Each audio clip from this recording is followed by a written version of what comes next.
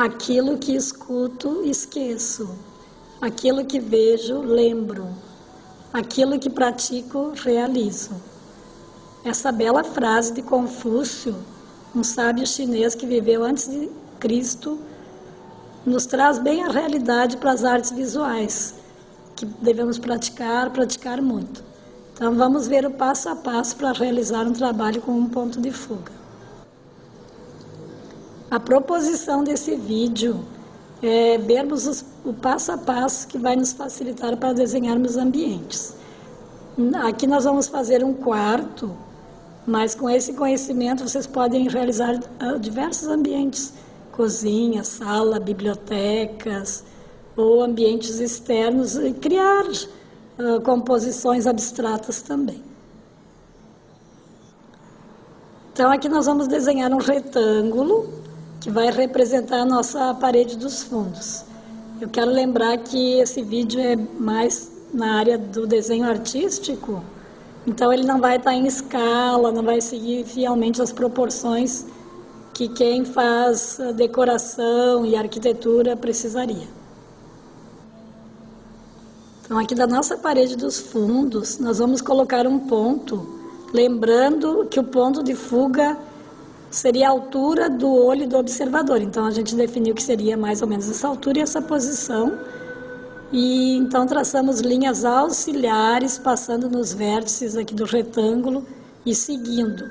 Essas linhas, elas vão estar definindo parede, teto, a parede do lado esquerdo e o chão.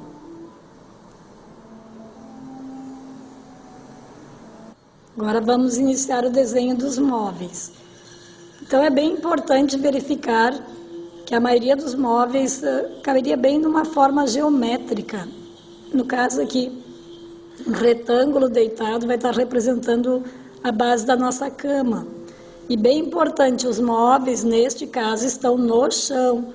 Então cuidar aqui para não passar da linha que já é parede. Então deixa um pouquinho distante aqui do chão. E desse outro lado aqui temos esse retângulo de pé que vai ser a lateral do nosso guarda-roupa. Nosso próximo passo vai ser ligar essas linhas no ponto de fuga. Então, com linhas auxiliares, ligamos os diversos vértices das nossas formas aqui também. Tudo vai para o ponto de fuga. Próximo passo é delimitarmos o tamanho dos nossos objetos. Então, no caso aqui, a cama a gente definiu esse tamanho. Então, linhas paralelas. Nós tínhamos esta vertical, fazemos lá vertical. Aqui, tínhamos horizontal. Para o guarda-roupa, o mesmo processo. Então, quem treinou bastante o desenho de caixas, facilita a compreensão. Que já acrescentamos um objeto decorativo, um quadro acima da nossa cama.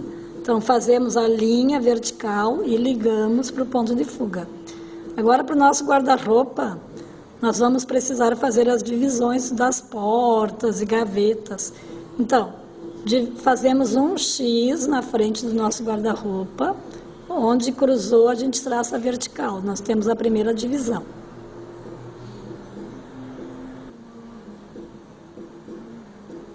Então, aqui para o tapete, nós traçamos uma linha horizontal e fizemos divisões. No caso, nós queríamos as listas mais ou menos do mesmo tamanho. A gente divide do mesmo tamanho, aí como vocês quiserem, e liga para o ponto de fuga. Aqui também poderia fazer um chão xadrez, por exemplo. Tem que aplicar o que foi aprendido. Temos que dividir mais o nosso guarda-roupa. Então, nós tínhamos feito esta linha. Nós vamos traçar o X para fazer mais uma divisão aqui e o X novamente para fazermos outra divisão.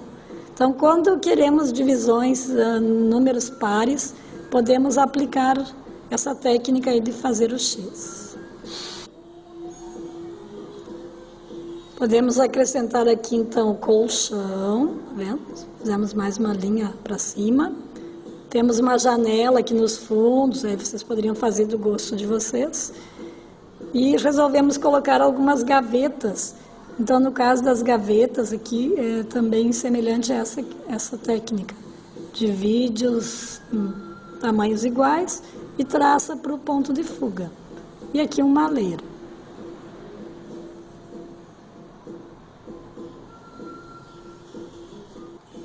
Então, quando o esboço está concluído, aí vocês podem pintar ou sombrear. Aqui foi raspado o lápis para fazer a parede, então, né? Acrescentado alguns travesseiros, almofadas, uma luminária, aqui também umas luzes no teto. O vidro dá para vocês pintarem e passar uma borracha para dar a impressão de reflexo. Então aí fica a cargo da criatividade de cada um. Esses interiores, no desenho artístico, não é a pretensão de fazer como decoradores ou arquitetos. Seria mais para quando queremos fazer pinturas ou desenhos representando interiores ou até natureza morta, depende do caso, né? Se vocês querem fazer uma mesa para colocar as frutas, já é bem importante esse conhecimento e conseguir ambientar o objeto num espaço.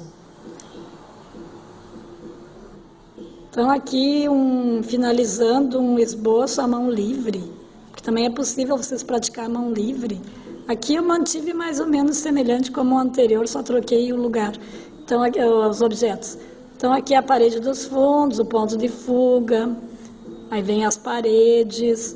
No caso do sofá, então, imagina como caixas, faz a frente, liga no ponto de fuga.